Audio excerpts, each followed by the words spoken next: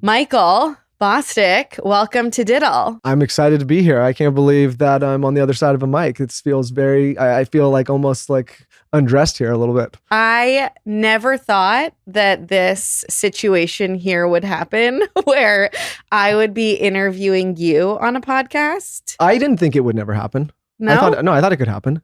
Yeah, because like the original idea was you would create this kind of stuff and, I can't host everything. Well, here we are. DITL is a new format on Dear Media.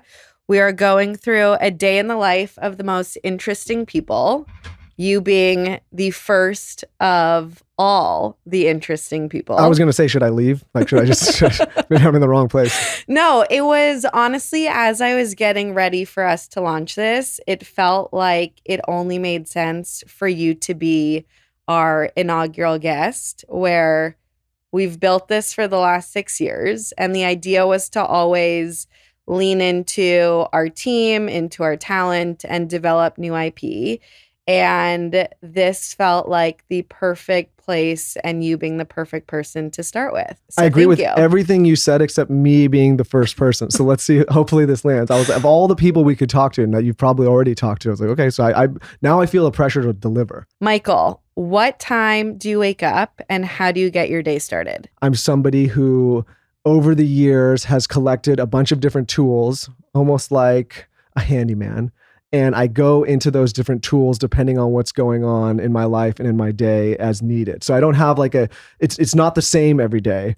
But in my perfect world, I would start the day maybe around 6 a.m. I used to be one of those guys who's like, hey, 5 a.m. club and do all that. And I realized with the way my circadian rhythm structure that like I'm not a good 5 a.m. person. I'm better at 6.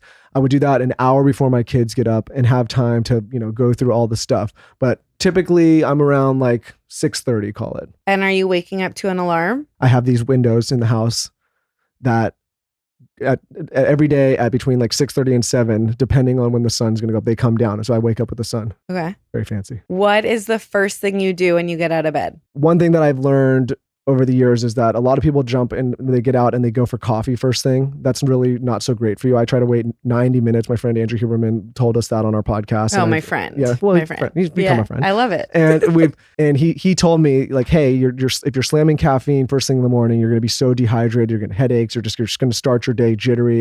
So what I do is I wait at least 90 minutes. But the first thing I do when I go downstairs is I take a 32-ounce glass bottle of water and then I put L-glutamine in it, which is good for your gut.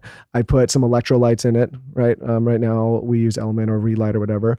And then typically if I've had a good night of sleep, I won't do this, but if I've had like a little bit of a rough night of sleep, I'll put like maybe 7 grams of creatine because I learned that if you have a bad night of sleep, the creatine has a lot of cognitive benefits and can actually help offset a bad night of sleep.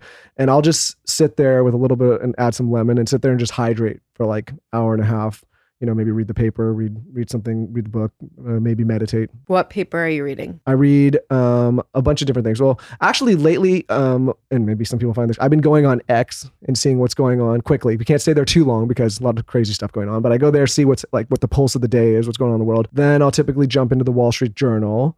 But then after that, like once I get like an idea of what's going on for that day, because I like to be somewhat informed, then I'll go to a book and I'll just chill for a little bit. What are you reading right now? I got into sci-fi again and I went into read the Foundation series. Now I'm reading this book, 3 Body Problem, but it's like kind of everyone loves it. I'm kind of slugging through it. We'll see. If you're getting up at like 6 and you're doing this like hydration, reading kind of meditation, taking time to yourself, and that's like 6 to 7. Yeah, call like 6 to 7. As soon as the kids get up and you have 2 kids, like it's game on. And I take the kids to school or Zaza to school every single day. Sometimes Lauren comes with me. So basically I call it like kid time from 7 to call it 9. And what does that look like in the Bosstick house? I mean, it's just chaotic. Yeah. It's like Lauren gets up. If I don't have a coffee ready for her, that's a disaster. I got to breakfast for the kids. I got to get Zaza dressed. Towns is running around. Sometimes they're throwing food everywhere. Sometimes they're eating it. Sometimes she doesn't want to go to school. Sometimes she does. It's really like it's a lot of defense in the morning. It's a ton of defense. This morning, Wolf was telling me that he does not want to do the enrichment at school that he asked specifically to sign up for. They're kind of psychotic, the kids. Like it's like one day they're super into it, and next day they're just it's a whole different person. You never know what you're gonna get. Yeah, it's like my wife.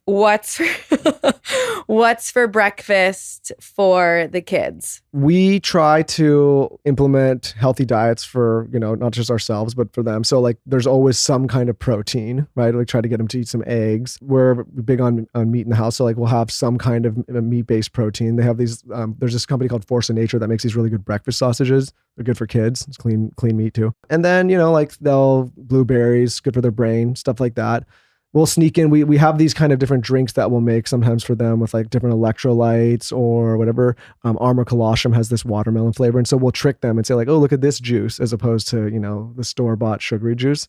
And then now they ask for it and think they have the kids love a special something in like their, cups or whatever. Yeah, exactly. Are you guys eating breakfast with them? It's something that like Ben and I are trying to figure out is like, you hear a lot of people say that kids lead by example, or parents should lead by example and, kids follow. But it's, in terms of like those healthy habits and sitting down in the morning, do you guys all sit down together? I will sit with them and have coffee, because at this point now I can have coffee. So I'll sit down and like have the coffee with them.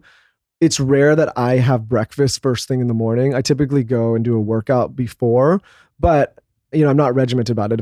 If I feel really hungry that morning, or if I like maybe took the fasting too far, then I will have eggs with them and like some kind of protein, avocado, something to like just get me going and then go to the gym. Whether you're traveling or you're at home, is there anything in that morning routine that has become like, this is a non-negotiable?